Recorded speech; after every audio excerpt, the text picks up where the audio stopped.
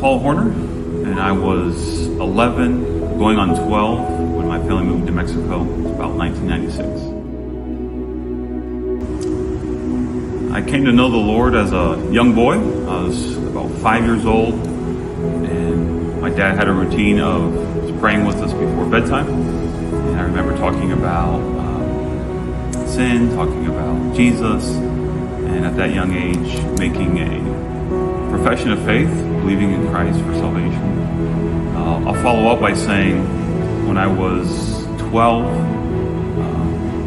when I was 12, actually in Mexico on the mission field at church in Culiacan, Jim Gardner was preaching on hell. It's like a youth meeting.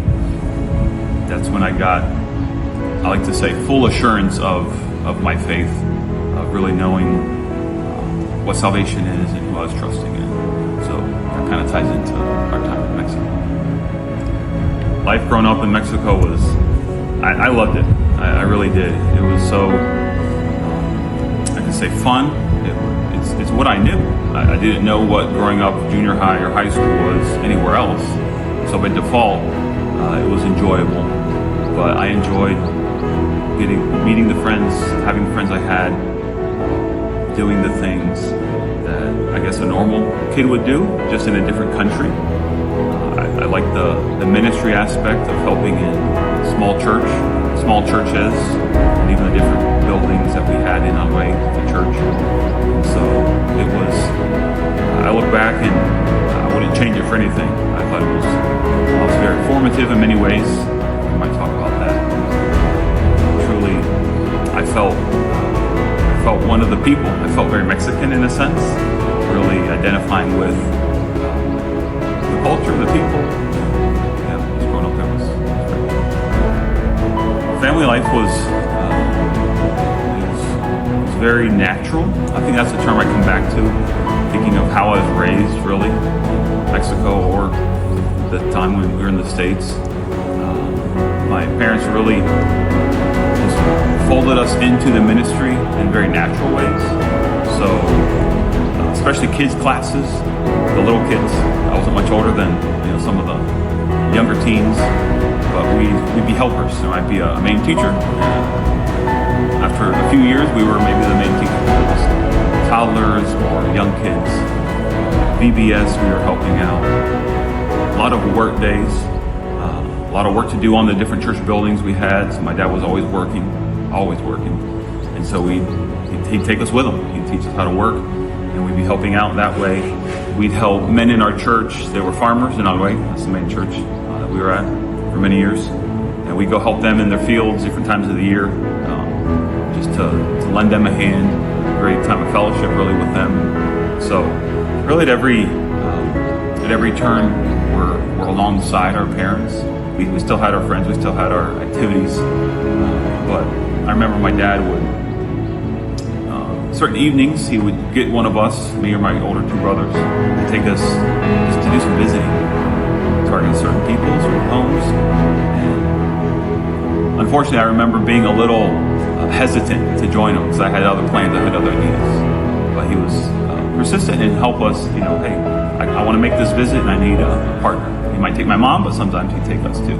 So that was another way he'd involve us. Growing up in the mission field, I think really primarily informs just an overall mindset of how to look at Christianity, ministry, be it formal or just everyday living as a Christian. So it was a blessing to grow up in the atmosphere where I could see my parents in ministry, faithfully doing things for the Lord, and then try to imitate at some level. I guess when you're young, it's more subconsciously, right? As you learn, and then you get to put into practice later when you get older. But it's really affected, like I said, the whole outlook of how I'm thinking about ministry, of how I'm thinking about serving, and being faithful in similar ways as best I can. Well, there's several things I admire a lot about my parents. I thought of a few terms or words that would describe, for my dad, his humility. That to me, that's always coming to the top as far as a trait, something that I admire about him. Secondly would be he's just hardworking. And you combine those, and he's humble, and he's hardworking, and he's not afraid to do any job. He's not afraid to get his hands dirty. He actually likes getting his hands dirty. He likes the manual labor, taking something that needs to be improved, to use it for ministry. Everything's church related, church building related, our home, the house that we had, and making it useful, making it productive, making it.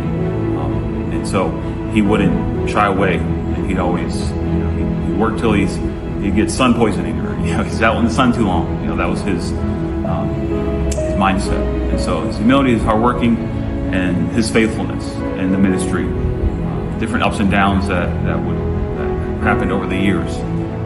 So tying my mom, faithfulness as well, just alongside my dad. And so for her, I think of her selflessness, where she's never demanded find things in life, certain things in life that would maybe even get in the way of doing certain aspects of ministry. So very selfless in that sense, and also very flexible.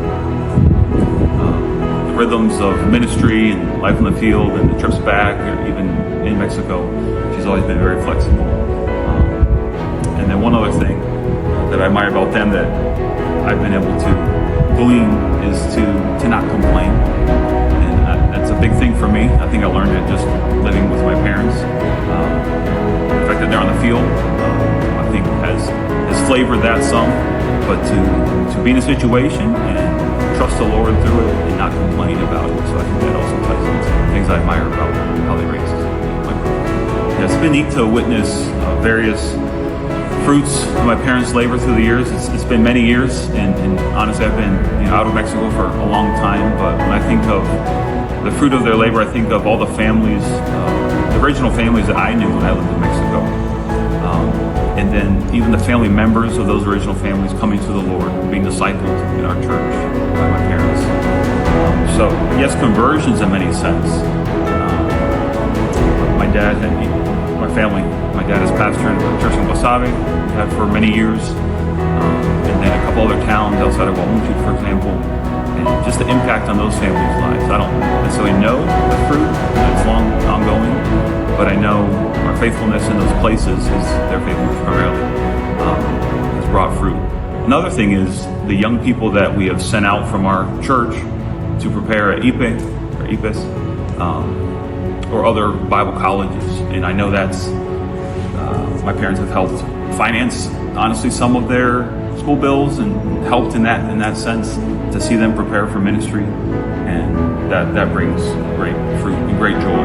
So even I think of my sister-in-law Diana, as she was saved and baptized in our church and married my brother, and they're in the ministry in other ways. So I think that's kind of a neat fruit how that's turned out. I think my parents have allowed me to glean so many things. I've alluded to them already a little bit, and the overall mindset or worldview of how to do ministry and how to not make it about oneself, how to not make a lot of pomp and fancy things. So my parents are very down to earth, okay, and I think that's valuable in ministry. It's valuable in again formal ministry or just church life for anybody. So that's, I think, set me up for viewing people, reaching others, and having a heart for needs and trying to meet them in ways that I can. But just their, like I said, their faithfulness, their persistence, their love for the Lord, which translates into love for the ministry God's called them to. And so as I look at my current life, my kids, my ministry at my church, at my work, to be able to emulate them and have a flexible mindset, a way of being, a hardworking work ethic, and just be faithful in what God has called me to. So kind of coming back to those themes, but truly blessed to be the son of Captain